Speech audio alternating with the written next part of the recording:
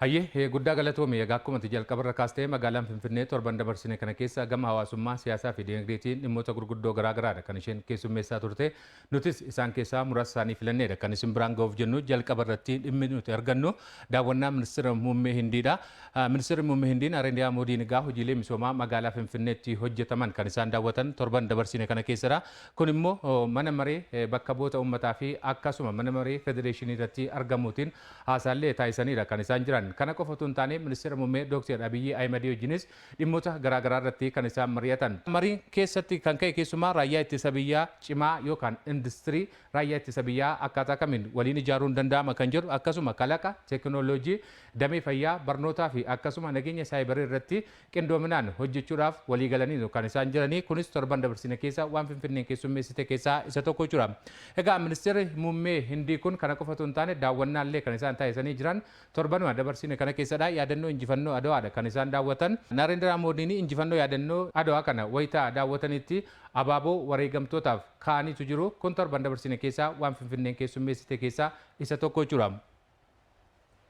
Sagantaan galateeffannaa qaamolee nageenyaa kan inni gaggeeffame torban dabarsine kana keessadha. Kunis qaamoleen nageenyaa halkanii fi guyyaa kutannoodhaan nageenya biyya isaanii fi akkasuma lammiilee isaanii kabachiisan maraa fi sagantaan galateeffannaa kan inni gaggeeffamee jiru mata duree dhaabbilee nageenyaa fi tasgabbii cimoo biyya jabduu ijaaruuf jedhuun paarkii Araadaatti kan inni gaggeeffame. Sagantaa kana irrattis egaa qondaaltonni poolisii federaalaa akkasuma magaalaa Finfinnee Oromiyaa fi raayyaa ittisa biyyaarraallee bakka bu'an sagantaa kana irratti argamanii jiru.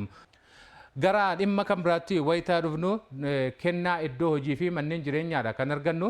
Magaalaa Finfinnee keessatti yeroo ammaa kana rakkoo manneen jireenyaa akkasuma hojii dhabdummaa furuudhaaf xiyyeeffannoo addaatiin hojjetamaa jira. Kutaalee magaalaa Akaaqee, Qaallitti akkasuma Eekkaa fi Qiirqoositti bakkeewwan iddoo oomishaa fi gurgurtaaf oolan gamoon abbaa darbii afurii ijaaramanii kanneen sagantaa seeftineetiitiin deeggaramaa turaniif torban dabarsine keessaa kan inni kenname. Magaalaa Finfinnee keessatti rakkoowwan mana jireenyaa furuudhaaf yeroo ammaa kana kallattii garaagaraatiin hojjetamaa jira. Manneen gandaa fayyadamummaan haqa qabeessi akkaataa mirkanaa'uu danda'uun carraadhaan kan manneen gandaa kun namoota kanneeniif dabarfamee kennamee jira. Gara dhimma kan biraatti wayitaa dhufnu marii industiriiwwan oomishaadha kan argannu. Oomisha industirii wajjin wal qabatee jiru guddisuudhaaf imaammanni haaraan bocameetu kan hojjetamaa jiru. Kana irrattis hubannoo uumuudhaaf hojii bal'aadha kan hojjetamaa jiru. Mariin kunis xiyyeeffannoodhaan kan inni gaggeeffamaa ture.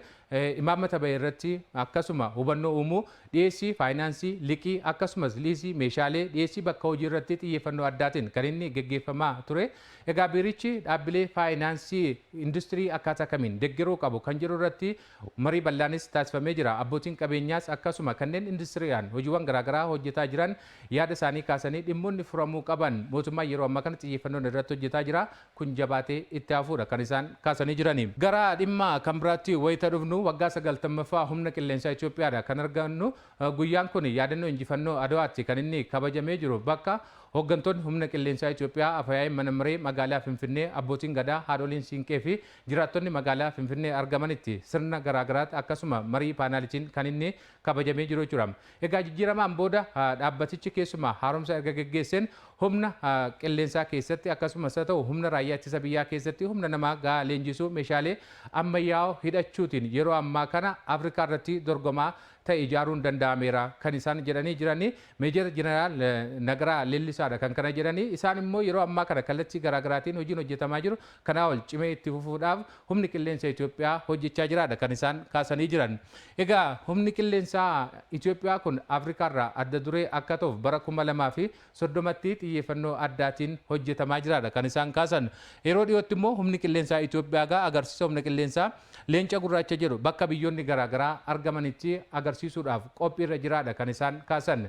Dhimma Finfinneen keessummeessite keessaa kunis isa tokko jira. Egaa magaalaan Finfinnee torban dabarsine kana keessaa gama hawaasummaa siyaasaa fi dinagdeetiin dhimmoota gurguddoo garaagaraadha kan isheen keessummeessaa turte. Nuti isaan keessaa muraasa isaanii filannee kan isin biraan geenye kan gammaatti daawwattanidha. Isinis waan nu daawwattaniif horaa bulaa deebanaa isiniin jenna.